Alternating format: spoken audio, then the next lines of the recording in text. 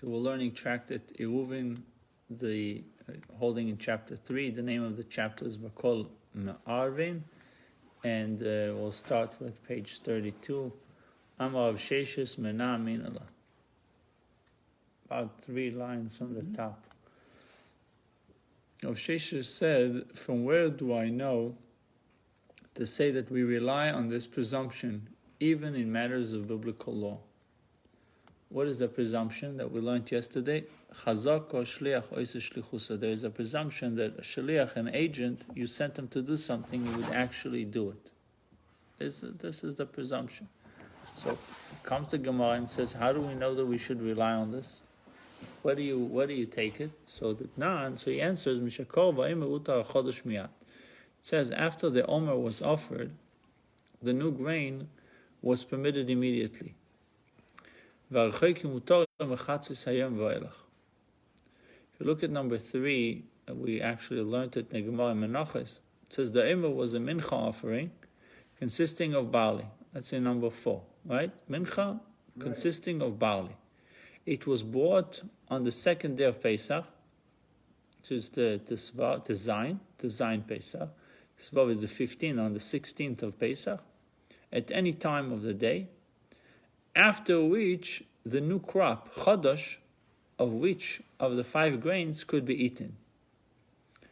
Today, when there is no omer, there's no omer offering, the new crop of grain may not be eaten until the night of the 17th of Nisan in Eretz Yisrael, and the night of the 18th of Nisan outside Eretz Yisrael. So, what does it have to do with us? We're trying to prove that there is a legal presumption that an agent performs his mission. The Gemara says, "V'o chodesh d'oraiso." Now, eating from the new crop before the omer has been offered is a biblical transgression. Meaning, Torah said you're not supposed to eat from the new grain before the omer is given. Once a year. So, this is a biblical violation if you were to eat.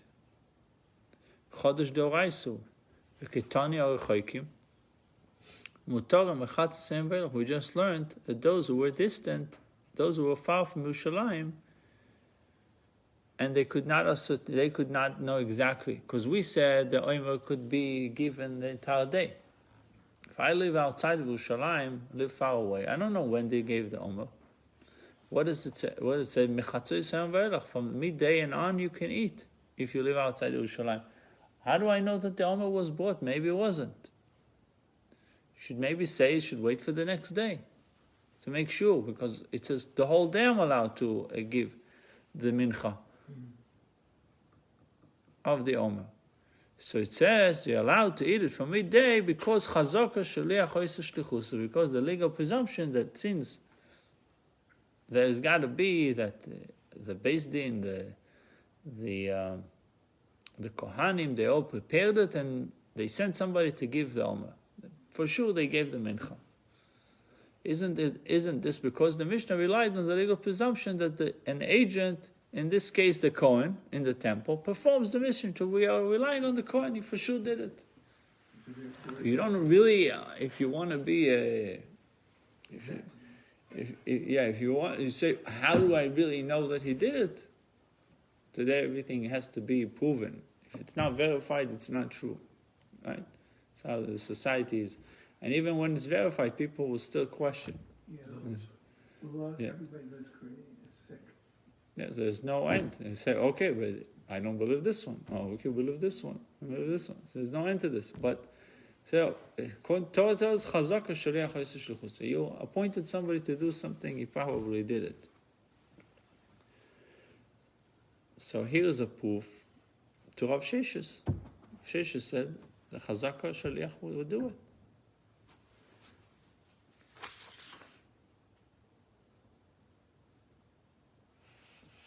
What was the case that we said? If I hired you to put the Eruv, so not only that you like me, but I have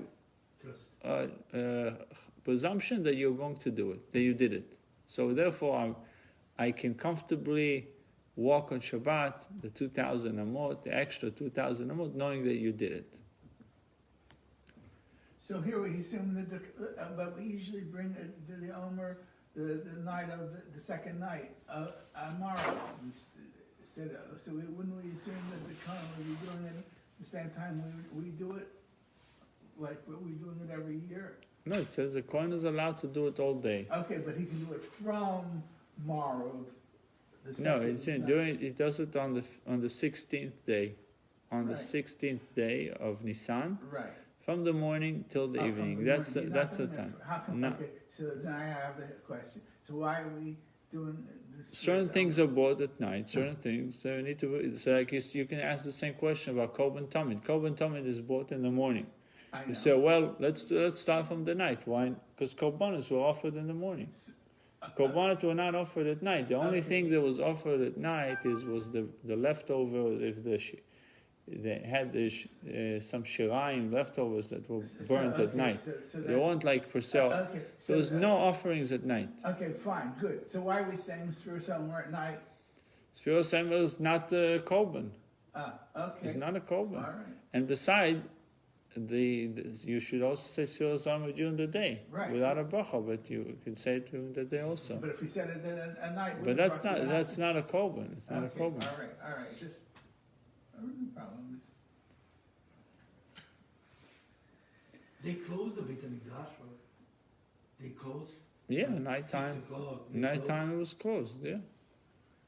Obviously, there was maybe Kohanim there that ate, but in general, there was Kohanim. There was a lot of guards in the Beit HaMikdash, not so much for security, for honor, and also to make sure that people don't go into areas where they're not supposed to. Because if they go there, they can be in violation of Torah law. And sometimes there could be ramifications. And there were plagues then. I wonder what they did with the plagues. Like then pandemics then. Rav Nachman, who rules that we do not rely on this presumption in matters of biblical law, how does he refute this proof? Says, what are you going to say against it? Here you go, is a proof from the laws of Omer that we do believe that Chazakah, that the Shliach is going to do, agent is going to do what he was told to do. So he says, awesome kedekesoni timer. There states the reason why those distant from Yerushalayim may assume that the new grain has become permitted by midday, because they know that the court does not procrastinate with it. They're not waiting. They're just doing it right away. Right? The Kohanim zrizim, Kohanim are acting quickly, and they would not wait. The people can justifiably rely on the diligence of the court to ensure that their agents, the Kohanim, will offer the Omer as quickly as possible. However, in the case of ordinary agents whom no one oversees, there is such assurance that they will fulfill their assignments there's no such assurance that they will fulfill their assignments with such alacrity, with such speed and quickness. Like Like the Kohanim. Like the Kohanim. Kohanim, it's the public rely on them, so for sure they'll do it right away. When it's one person, there's a good chance. That's what Rav Nachman says. Veikad Amri and others say that Rav Nachman cited the Mishnah as his own source. A different answer. Rav Nachman said, from where do I know to say this? Diktani Tama, because the Mishnah teaches the reason why those distant from Yerushalayim may eat the new crop after midday, because they know that the court which oversees the Omer, the court that watches the Omer offerings, does not procrastinate with it. They don't wait. Based in from this we can learn that only a court does not procrastinate. A shaliach, but a private agent, may indeed procrastinate in performing his charge. Rav Sheshes Omar Lo, Rav Sheshes would tell you to refute this proof. Beis din ad palgi shaliach kula yemo. The Mishnah attributes to the court a higher degree of alacrity, and so we may presume it, and so we may presume it will ensure that the omer is brought by midday. There's a higher degree, a higher level of, that they will do it quickly. Shaliach kula yemo, in the case of agent who has the entire day to fulfill his responsibilities, while we cannot assume that he completed his task ahead of schedule, we can rely on him to complete it on time. That's what Rav Sheshes says. You're right. He says to Rav Nachman, your argument is right. When the Beis Din is involved, for sure it will be faster. But Shaliach has the whole day, so you can say, okay, he didn't do it early on Friday, but eventually he will do it. Okay, he's not going to do it as fast, but he'll still do it. This whole concept of procrastination is very fascinating. It's like why people push things if they have to do them. If you have to do something anyway, why do you push it off? Laziness? Not necessarily. You're busy doing other things. The stuff that's the most unpleasant, you push off as far as you can. Okay, that's something. Yeah, so if you have 10 things to do today, psychologically, you'll do the things that you enjoy first. Yeah, that's the opposite way of looking at what I just said. Yeah. So this is like going a little bit deeper inside of our makeup, our psyche, and try to figure out why we do things in that way. And the chokhmah is, I guess, the trick is to figure out how to do the things that we don't like with joy also. If we can bring pleasure to them, we'll be able to do them right away. When I was working, they said you need to work at organizing your day to do the most important thing first. They said that we spend most time doing the acharayim, the things that are not important. Right, Yeah. and then we go, okay, I'll tell you the hardest part, real estate, right? How to do cold calls and try to generate more. I hated it. I hate almost as bad as the mask, okay? So therefore, no business, out. Right. Yeah, I'm Rav Sheshes Menam Min Lo. The Tanya of Sheshes said, from where do I know to say it?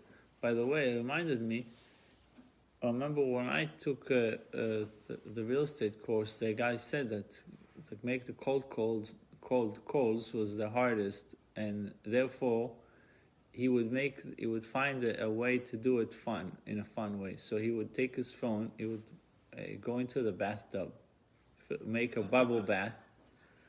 He'd sit in the tub. He had a good shot of whiskey, and then he would make the calls. And he said he was like the jolliest guy on the phone, and he would make jokes with people, and he would get the listing after listing. So, but you get the idea. Like he found a way to make it fun. Right. So he knew that gives him. Put pleasure in something that's not so good. Yeah. We used to have the office. Now we take it to the Torah. I said, how can you do something that is monotonous? It's monotonous. You do it every day. So how do you bring joy into it? So you find different ways to With chocolate cake. inject joys into the mitzvah. Yeah. Put a joke is something that Yeah. you always do. The simcha. You put a Happy. Yeah. You bring Well, the- they wanted the mind to open up a little bit, to loosen up. So when the mind loosen up, he's more perceptive. You can receive more. And the mind is tight, and it's like, so you can't really understand. So Rav Sheshes says the Tanya Isha She'esha Leida Ziva. a woman who has upon her the obligation of one who has given birth or has experienced a ziva. What is the obligation? Is to bring a korban. Right? Look at number 10. She must bring a sheep, or for an ola offering, and a dove for a chatas offering. So she has this obligation on her head. Now, do you think she will procrastinate or she'll give it right away? Procrastinate. Sometimes the obligations people have, they push it off.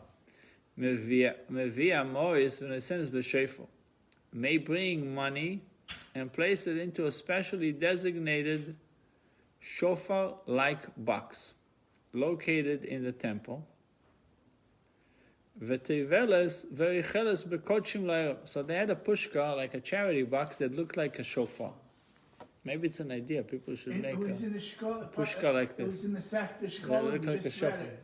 Yeah, And this, right? Right. We just read it. you're right. And it says that she brings the money, places it into this specially designated shofar-like box located in the temple. Oh, here it says it. Each woman, it says in number 12, the boxes were narrow at the top and wide at the bottom and bent in the shape of a shofar so that it would be difficult for thieves to remove the money. Rav Tushkolim, 6-1. Each woman tied her money in a bundle to indicate her identity. Ah, fancy. Wow. So then they don't have to bring the korban? Let's see. It says, "V'toivelas v'rocheles kodshim le'erev." Now it answers your question. And then she immerses herself in the mikvah and is permitted to eat truma, sacred food, that evening. If she's married to a Kohen or she's a daughter of a Kohen. Because she can assume that the Kohanim had purchased doves with her money and sacrificed them before evening. Lest she eat sacred food while still tamei and thereby incur the Kohen's penalty. Imagine, that's a big liability. She just gave you the money. How does she know that the Kohanim actually bought the korban, the dove, and the sheep for olah? Olah for sheep for olah and dove for chatat. How do we know that they actually did it? She left the money. They are trustable. But if she eats in a state of tumah, kodashim, she's liable to karet. Wow. But still, why are we relying on it? Why shouldn't we verify or wait for the next day to make sure that for sure it was given? Again, we're going back to this chazakah. Presumption that an agent, in this case the Kohen in the temple, performs his mission. So, hence the presumption operates even when a biblical law is involved. This is a biblical law, very serious situation. Rav Nachman rules that we do not rely on the presumption in matters of biblical law. So I guess that's really what the machloket is boiled down to. Rav Shesha says, Chazaka shliach oisa shlichusa even in biblical law. And Rav Nachman says no, only in rabbinical law, but not in biblical law. I'm trusting the shaliach to a certain level, but not when it comes to Torah matters. So then that's no good for the woman to go to mikveh. It's like, you imagine you have, you need to make lunch in your office. Your office is not kosher. And so you pay your secretary, you say, okay, here's the money, go to a kosher store and buy the food. And she buys the food, puts it in the office. Now can you eat or not? No. You say chazaka shaliach or shlichuta? I think it depends if she's the shikster or not. No, it depends on the seal. If the food is... Yeah, but why don't we? Listen. Why don't we trust her? Why don't we I trust have a that story about chazaka this. shliach or shlichusa? So But she's a Kohen. He was a Kohen. If she's a Jew, Then no, but you know what? If the office was kosher, she would know to go to a Roma or whatever. If the office isn't kosher, she wouldn't know what to do, or she would think, "What the heck?"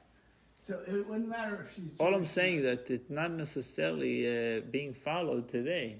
I mean, that the presumption is shaliach oisa shlichus. Right, because I'll tell you what happened.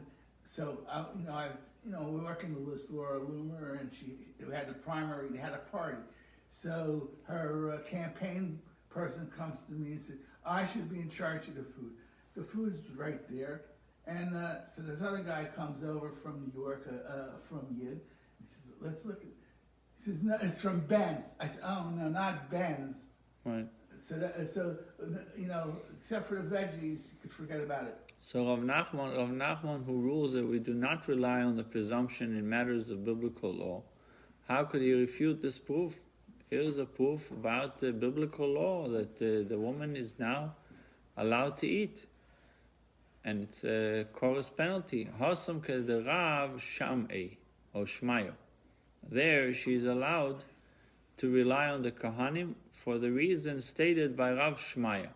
The Amar Rav Shmaya said, Chazak Kohen Beis Din Shel Kohanim,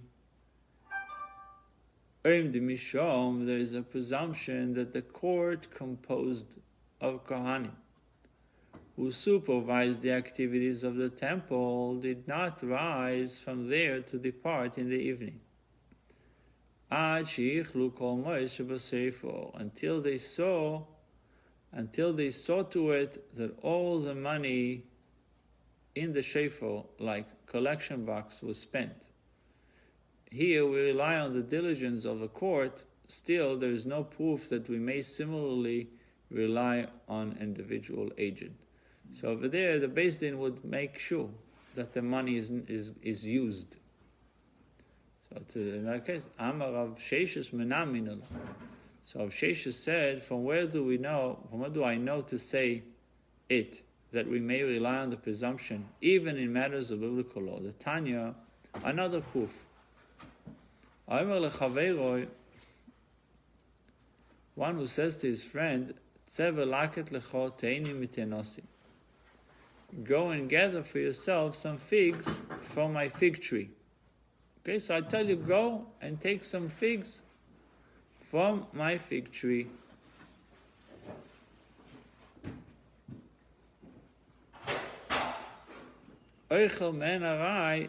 The friend may eat from them in a casual manner, not as a part of a meal, without having to tithe them.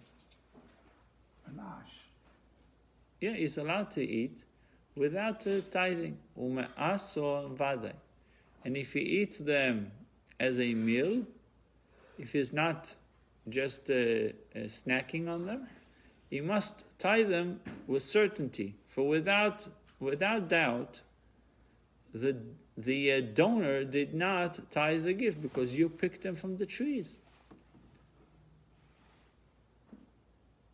For without doubt, the donor did not tithe the gift of figs from other produce. However, if the owner of the figs told his friend, fill for yourself this basket with figs from my fig tree. Fill up a basket. In this case, he knows exactly how many figs he is giving away. The friend may eat from them in a casual manner, not as a part of a meal, without having to tithe the figs. And if he eats them as a meal, if it's a full meal for him, he must tithe them as if he were tithing the mai, because the owner of the fig tree may have already removed the teruma and maisa from him. In what case were these words said? When the donor of the figs is a common person. But when he is a chaver, is a part of a group that took upon themselves to be very strict and stringent, he can eat without giving maisa. He doesn't need to, because it's... The mai is the doubt. You don't know if it's tied or not. If they give maisa. We said da mai. What is it?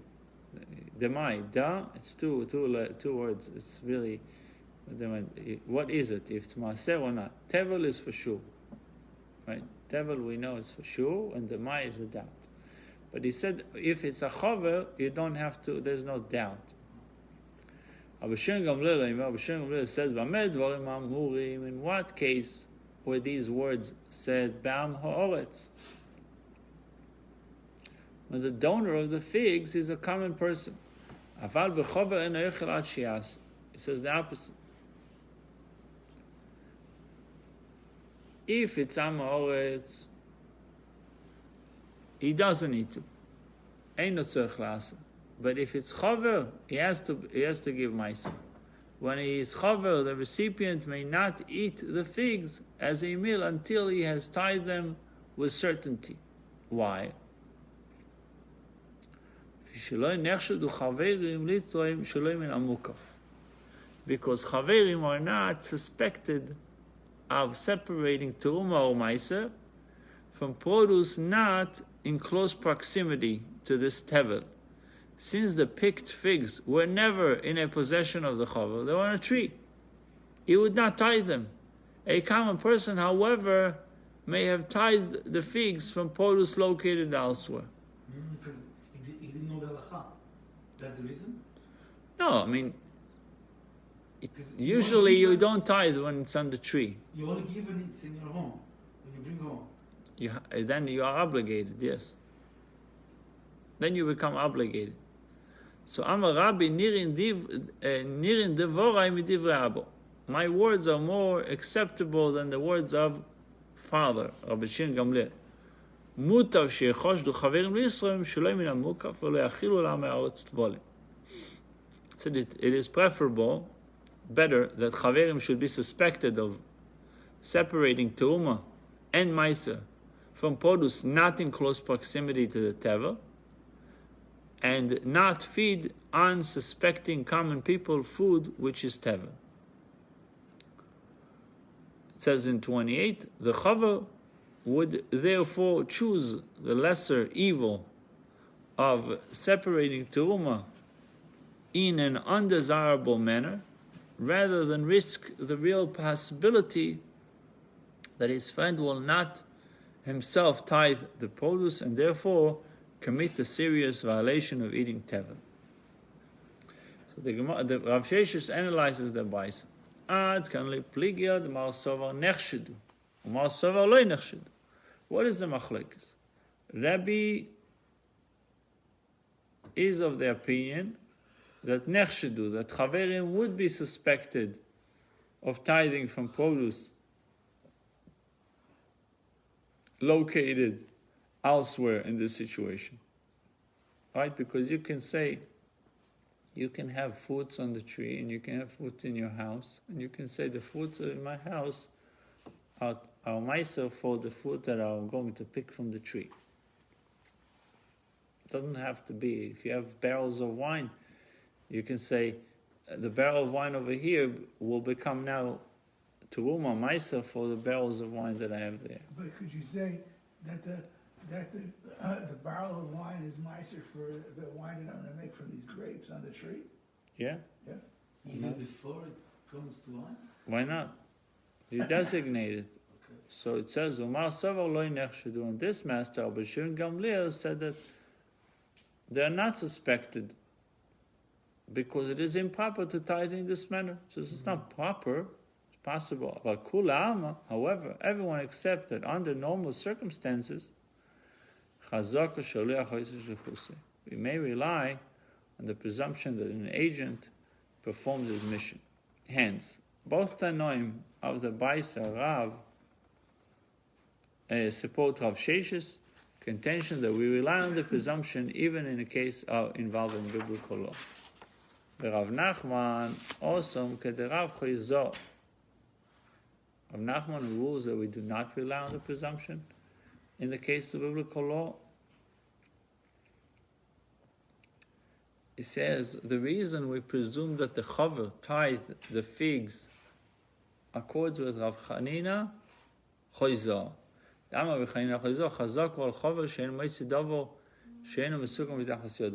is a presumption concerning a chaver that he does not release anything unremedied from his possession, something that is not right, such as tevel, which cannot be eaten unless it is tithed. Amar ma b'med dvarim amurim. In what case were these words said? Be'am ha'oretz, when the owner of the figs is a common person. Aval b'chover oichel ben tzorich la'aser divrei Rabbi. But when he is a chover, the recipient may eat the figs and need not tie them at all, because it can be assumed with certainty that all the proper teruma and meiser portions were separated by the donor. These are the words of Rabbi. This common person, whom did he tell to take a basketful of figs?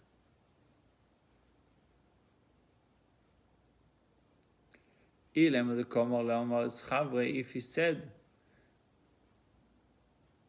if we say that he told his friend, who is likewise a common person, so a common person is telling a common person, and according to Rabbi, the friend must treat the figs as the mai. That is not true. With a doubt, mais on the mai mitzais. Would he listen to your instructions to tithe the mai? Of course not. He's a common person. The recipient will be more inclined to trust his friend tithe the produce than to listen to you. Obviously, then the Baisa is not referring to this case. Ella, what are we dealing with? Amor is the chover, with a common person telling a chover to take from his figs. Rather, the Baisa must be discussing a common person who tells the chover to take a basket full of figs, and the chover will certainly follow your instructions to tithe the figs himself. Ema Seifa.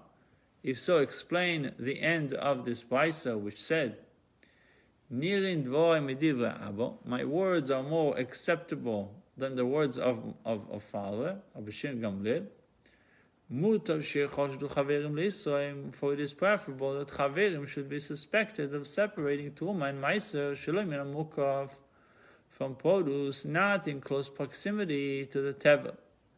Ve'al yachilu la'amei ha'oretz tvolin, and not feed common people food which is tevel. Amei ha'oretz mai boyosam. What are common people doing there? In the latter part of this Braisa, we have just proven that the recipient of the gift of figs was a chaver. For a common person would not tithe the mai. Here's a doubt, big deal. He doesn't even have the doubts. He doesn't think too much about doubt. Chaver would have a doubt, he would give maisa. Amar Ravina Reisha b'Amar Shomar lechaver. The first case of the Braisa involves a common person who told the chaver to take a basket of figs.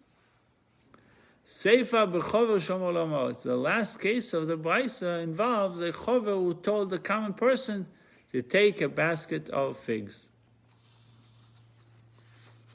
A chaver acher shomer. Another chaver overheard him. Rabbi sova oisa chaver oichel v'tzech las. Rabbi hold that chaver eats. Then v'tzech las, so doesn't have to give maisa. Why? The vadai isur me'aser au chaver. For sure, that chaver would give maisa kamo iloi. For certainly, the first chaver tied them. Rabbi Gamliel says, "Lo yochalat she'aser." Should not eat until it gives maisa. Why? Chaverim were not suspected to give tithe for something that is not in close proximity, from produce not in close proximity to the table. Rabbi told them, Mutav sheyichoshdu chaverim leitreim sheloi min hamukaf. it's better, it's preferable that Chaverim should be suspected of separating Truma and Meiser from produce not in close proximity to the Tevel, even though it's not in close proximity, which we said before, it's possible, but it's not the right way to do it. It's not the proper way to do it. Something that is not in close proximity. But as long as they don't feed unsuspecting common people food which is tevel. The Gemara explains the point of contention between Rabbi Shin Gamliel and Rabbi.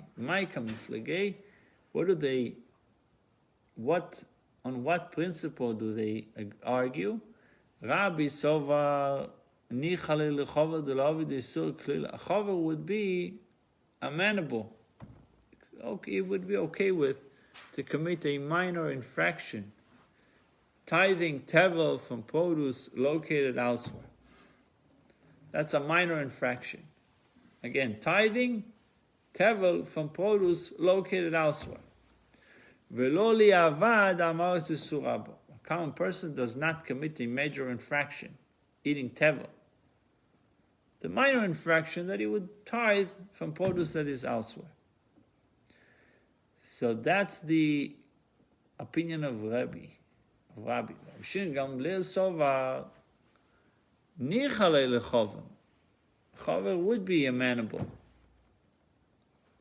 The liavad amaretz isura rabo, that a common person commit a major infraction, and he not commit even a minor infraction, which is really a little bit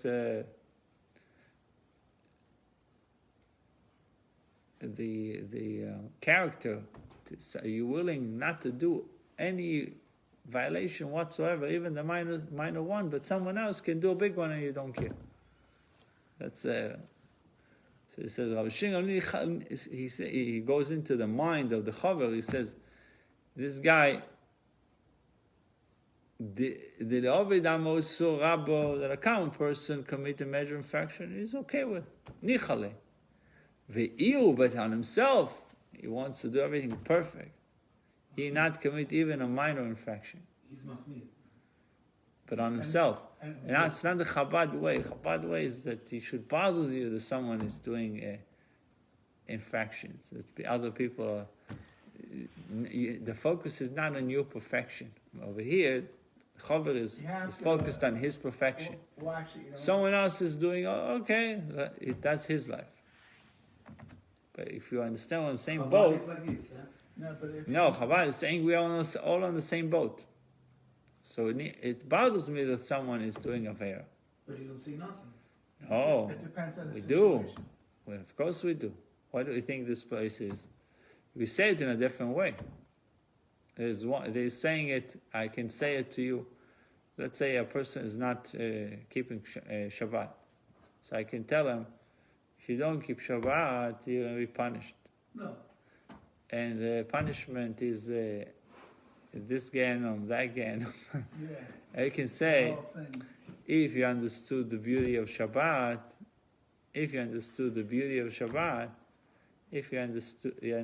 the how much joy you give to Hashem for keeping Shabbat, you would of course keep Shabbat.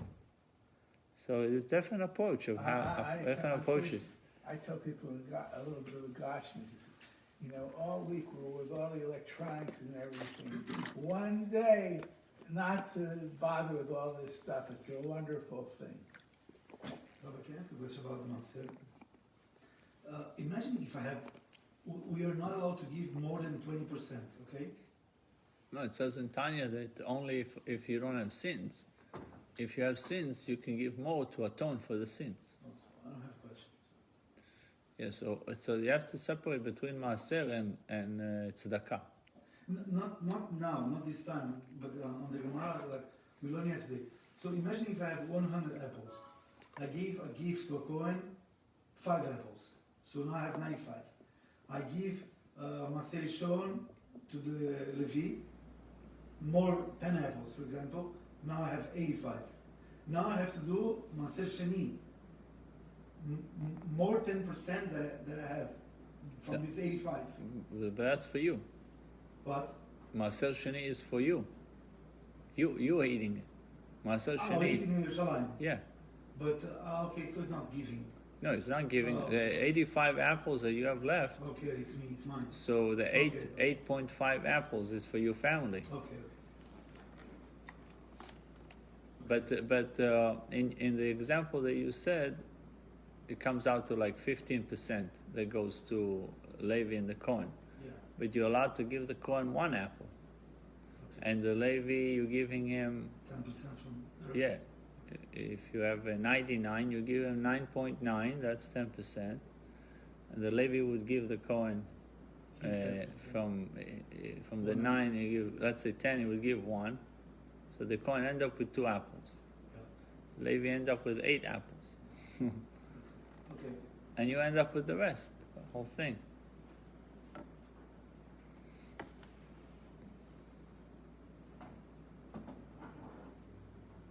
I believe it wasn't even every year. I think it was like the first, third, and 6, 7. Yeah, There's like different I had a certain cycle of how many Meiser Rishon, Meiser Sheni, Meiser when you had to Shlishi, give Meiser it. Ani. or was it just on the Bikurim? And the Bikurim was not every year. You think the Quran should be every year because you It got. says that when he would say Bi'alti HaKodesh Min HaBayis, it was like the Rashi says over there that he's not allowed to keep it more than 3 years. There was a certain deadline that he had to give it. So the Mishnah says, "Nason Nabilan Lamailo Masor Tfachim." If you place the Eruv on a tree higher than 10 Tfachim, higher than 50 inches, so 55 inches off the ground, instead of putting it on the ground, you put it on the tree. Ein Eruv or Eruv. Eruv is not valid Eruv. Lamata Masor Tfachim Eruv or Eruv. Less than 10 Tfachim, meaning let's say 5 Tfachim above ground, 6, 7, 8, it's fine, it's still an Eruv. If you put it in a pit, even if the depth of the pit was 100 amas, it's still kosher. Okay, that's the Mishnah. Higher is not good. Higher than 10 tefachim is not good. Less than 10 tefachim is okay. And if you put it in a pit, even 100 amma deep, No good. it's still good. Oh, still good. Eruv is valid. So Yosef Rabbi Chia Bar Ravasi Rava Bar Noson Yosef Nachman Gabayu Yosef Kamwe. They said together, and this is what they said. Hai Elon, this tree, the koi, heicho. What exactly happened with this tree? Hai Elon, the koi, heicho. This tree mentioned in the Mishnah, where was it standing? Analyzing the Mishnah. If the tree was in a private domain,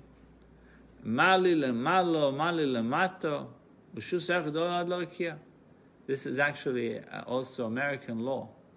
It says what the difference is if you put it higher than 10 tefachim, lower than 10 tefachim. It says Rishus HaYochid, private domain, goes all the way to the sky. So we spoke about it, that I'm not allowed to put a drone above your house, even 200 feet, because your property goes all the way to the sky, to the heavens, even though it's not, but the airspace is yours.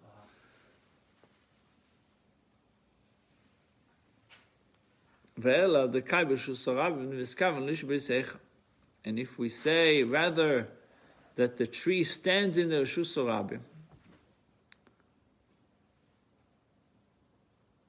the miskaven lishbois, where then did the owner of the Eruvin intend to establish his residence at the onset of the Shabbat?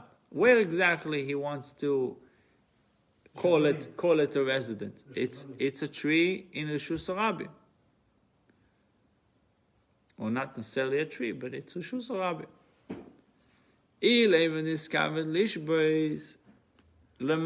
If we say that he intended to establish his residence above, in the tree where he placed his Eruv, that's where he wants to sit. He make like a tree house, a imaginary tree house. He plans on, that's his residence where he planned on residing on Shabbat. Not physically, but the idea is. And the heir of the Rishut Rabim is... Let's see. The heir of Rishus Rabim still belong to Rishut Rabim, right? You can't say, I want that's mine from now on. It remains Rishus Rabim. It remains public domain. So, hu ve'iruvov makom echad. So it says he. Then the eruv should be valid even at the height above 10 tefachim. Why? Because he and his eruv are in one place.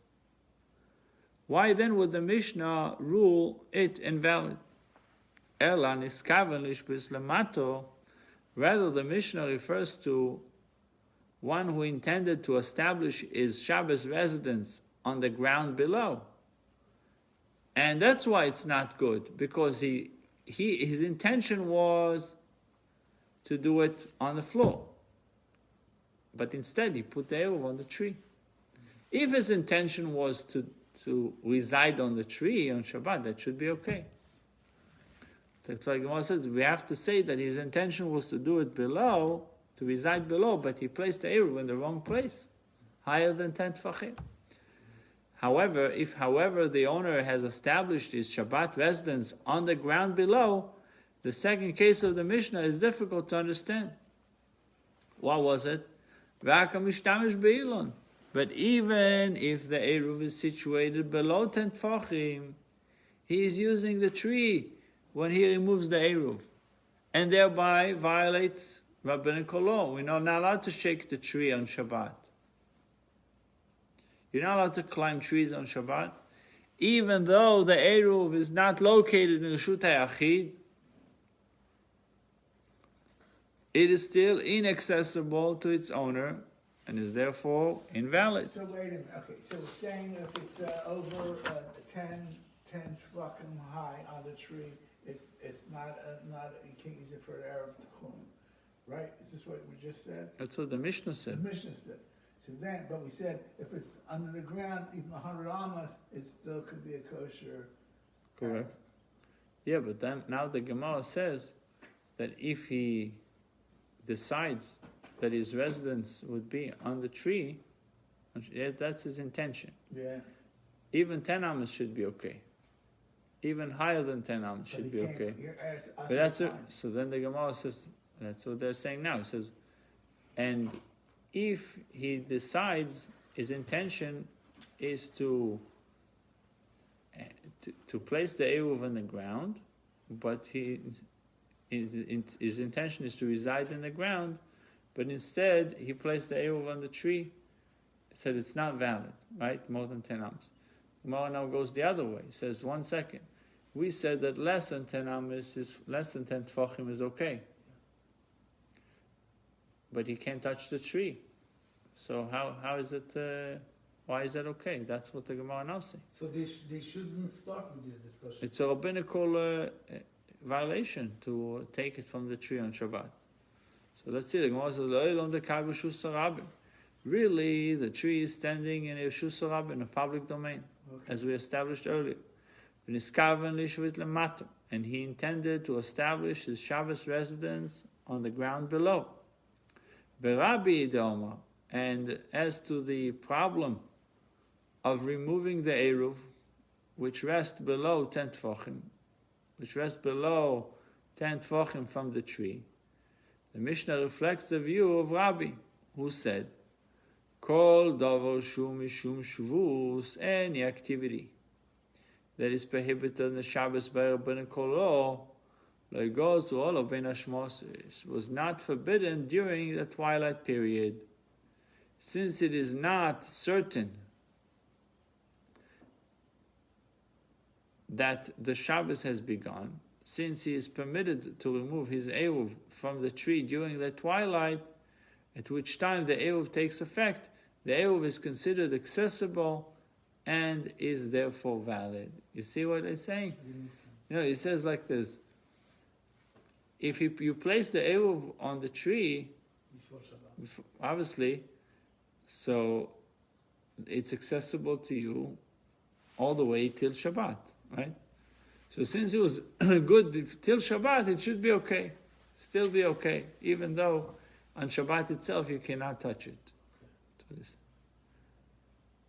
It says, Kol davar shu mishum shvut, any activity that is prohibited on Shabbat by rabbinical law, to touch the tree is rabbinical law. Lo ygozu olav ben hashmosh, it was not forbidden during the twilight period. But what's the issue of touching the tree? Maybe you'll cut a branch, right? So it's biblically you're just not allowed to cut a branch. Rabbinically, they don't want you to come to it, so they said don't touch it. So anything that is shvut is rabbinical. Shvut means rabbinical decree. Lo gazuel ben hashmashot was not forbidden during the twilight period. Now, since the twilight period it was not forbidden, it's not forbidden for him to leave it there. Since it is not certain that the Shabbos has begun, since he is permitted to remove his Eruv from the tree during twilight, at which time the Eruv takes effect, the Eruv is considered accessible and is therefore valid.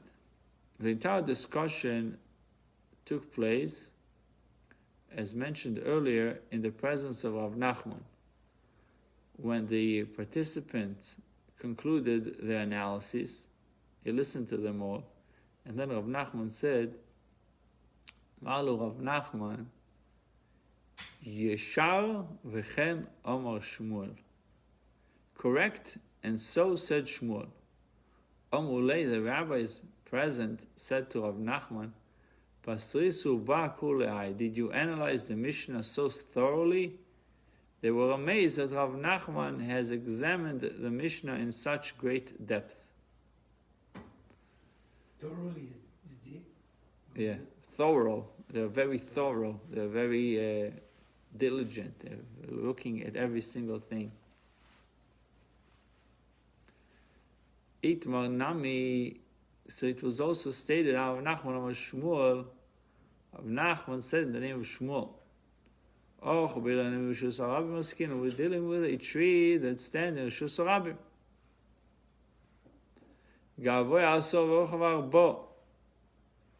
10 tefachim high and 4 tefachim wide.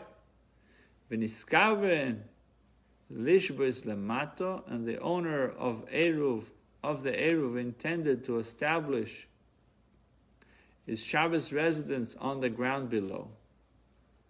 Rabbi de Omar, and the Mishnah reflects the view of Rabbi, who said, Rabbi, you jump a part. Right.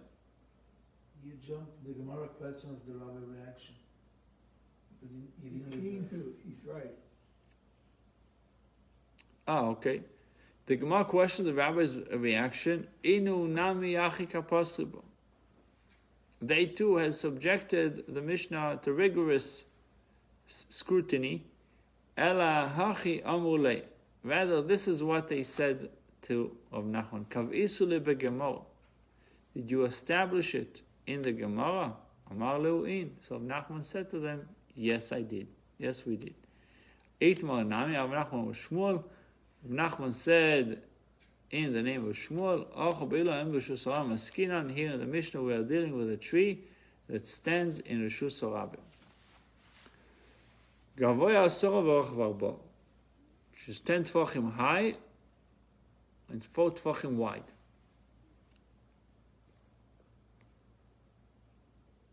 So 50 inches by 20 inches. V'niskaven lishbos lemato. And the owner of the Eruv intended to establish his Shabbos residence on the ground below. He wanted to do it on the ground. That's where his residence is going to be. Rabbi, the Omar, and the Mishnah reflects the view of Rabbi, who said, Kol davar shu mishum shvus, any activity that is prohibited on the Shabbos by rabbinical law, lo goes olav ben hashmoshes, was not forbidden during the twilight period, since it is not certain that the Shabbos has begun. So it's a double, in a way, a double sofek. It's a shvus, rabbinical, so there's a little bit more leniency, and it's ben hashmoshes, so we're not sure it's Shabbos. Rava qualifies the ruling of the Mishnah. Amar Rava Leishonu. Rava said they taught in the Mishnah that an eruv placed above 10 tefachim is invalid. Higher, that's what we learned in the Mishnah, right? Ela keila noemed chutz leibur shalil. Only in reference to a tree which stands beyond the outskirts of the city. It's like outside the city. But regarding a tree which stands within the outskirts of the city, even if the eruv is placed in the tree above 10 tefachim from the ground, this is a valid eruv. The moso command the malyo damyo, because in order to facilitate the establishment of eruv tchumim, the city is regarded as if it were filled in with dirt to the top of the walls which enclose it, thereby rendering the entire city and its outskirts a single area higher than the tefachim, which constitutes a reshus hayochid. I got a question. Okay, so if it's in the, I thought it had for the Erev Tuchum, it would be 2,000 amas away from anything. Here, so if it's in the city limits, isn't it? What's the point of having an Erev Tuchum if it's in the city limits? Oh, because let's say this is the city, right? This book is the city, and you live right here. Okay. So you walk 2,000 amas. Now you wanna walk another 2,000 amas. So you put the eruv at the outskirts. But if there are houses, but and it's stuff, still inside. But if there let's say I'm going to go walk to Parkland, and I'm walking down 441. Now there's buildings all over the place. So why would I need an Erev Tchum to go to Parkland? Because you're going out of your Tchum. Your Tchum is Boka, and you're going out of your Tchum to another area. The question is, where do you put the Eruv? If you put the Eruv next to your house, you're not gaining anything. If you put the Eruv at the edge, at the outskirts. And by BJ's, let's say. Yes, so then it gives you, BJ is already Pakra. But I'm saying, when you put it closer to the edge, but there's still a difference between the inside the city limits or outside the city limits. If you put it outside, higher than 10 tefachim would be invalid. If you put it inside, if the tree is inside, it would still be okay. The question is why. So the Gemara answers, and the Gemara says, the city is regarded as if it were filled with dirt to the top of the walls which enclose it, thereby rendering the entire city and its outskirts a single area higher than 10 tefachim, which constitute the reshus hayochid. So it's as if the area is already higher than, meaning the ground is, so to speak, filled up with dirt. That's how we picture it, inside the city. Iachi, the Gemara says, so why don't we do the same thing to the outside of the city? Iachi chutz leibur shlir nami. Let's say that it's also filled up with dirt. One who places his eruv gains himself 4 ames surrounding the eruv, which is like an enclosed private domain. So this 4 ames is for him private domain, where the eruv is. If he would like to carry from one place to another, within the eruv is this 4 ames, 36 inches by 36. It's like 3 feet by 3 feet is considered the reshut hayachid, private domain, even though it's in reshut harabim. It says, one who places the eruv gains himself 4 ames surrounding the eruv, which is like an enclosed private domain. Besides the 2,000 amot of tchum, he has 4 ames that he can walk around or carry. In order to facilitate the establishment of eruv tchum in this area, should be considered reshut hayachid. should be considered private domain.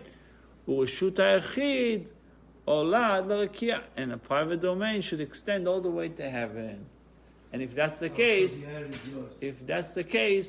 even if you placed the Eruv higher than 10 Tfachim and outside of the city, it should be okay, because you're getting yourself 4 ames.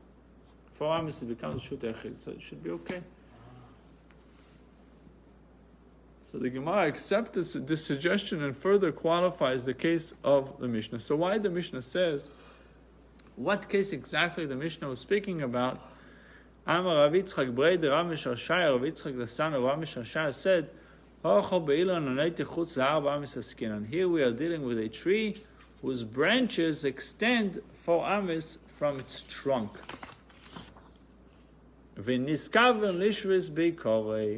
And he intended to establish his Shabbos residence at the base of the tree, at the trunk. Since the Eruv rests beyond 4 ames from the tree base, he must bring the Eruv into his 4 ames.